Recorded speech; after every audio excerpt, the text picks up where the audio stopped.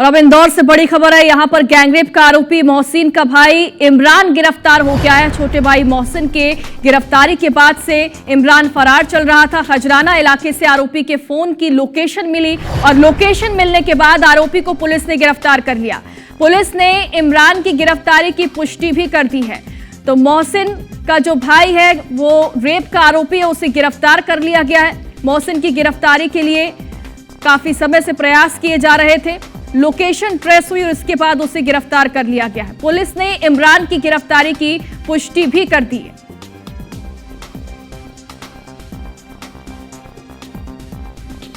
तो इंदौर से इस वक्त की बड़ी खबर आपको बता रहे हैं। आरोपी मोहसिन का जो भाई है, गैंगरेप का आरोपी है, उसे गिरफ्तार कर लिया गया है। मोहसिन की गिरफ्तारी के बाद से ही जो इमरान है वो फरार चल रहा था, लेकिन आखिरकार उसे गिरफ्तार कर लिया गया। ज्यादा जानकारी के लिए हमारे सहयोगी अंशुल हमारे साथ लाइव जुड़ गए। अंशुल, आखिरकार इमरान को गिरफ्तार कर लिया गया है, जो कि मोहसिन की गिरफ्तारी के बाद से ही फरार चल रहा था। क्या कुछ और जानकारी मिल रही है?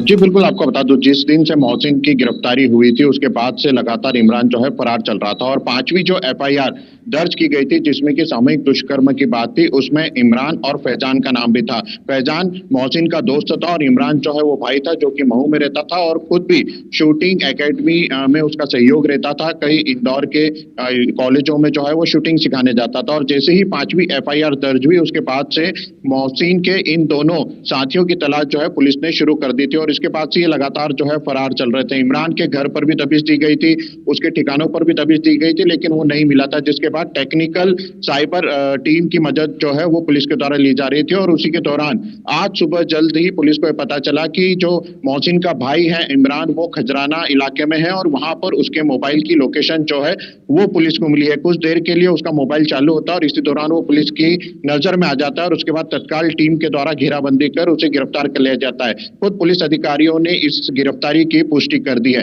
पांचवी एफआईआर जिसमें कि सामूहिक दुष्कर्म की बात कही गई है, जिसमें कि पीड़िता ने कहा था कि सिर्फ मोहसिन ही नहीं, मोहसिन के साथी यानी कि उसका भाई इमरान और दोस्त फैजान जो है वो भी फ्लाइट पर आते थे और उनके द्वारा भी उस युवती के साथ दुष्कर्म किया गया था।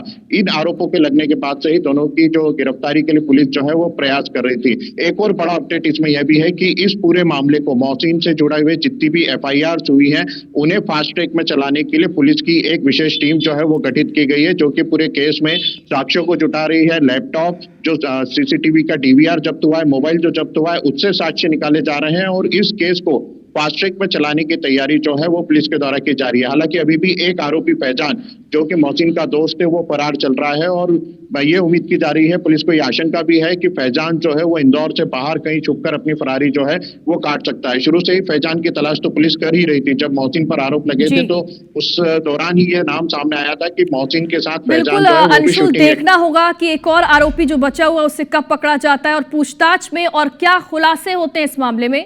शुक्रिया आपका तमाम जानकारी के लिए।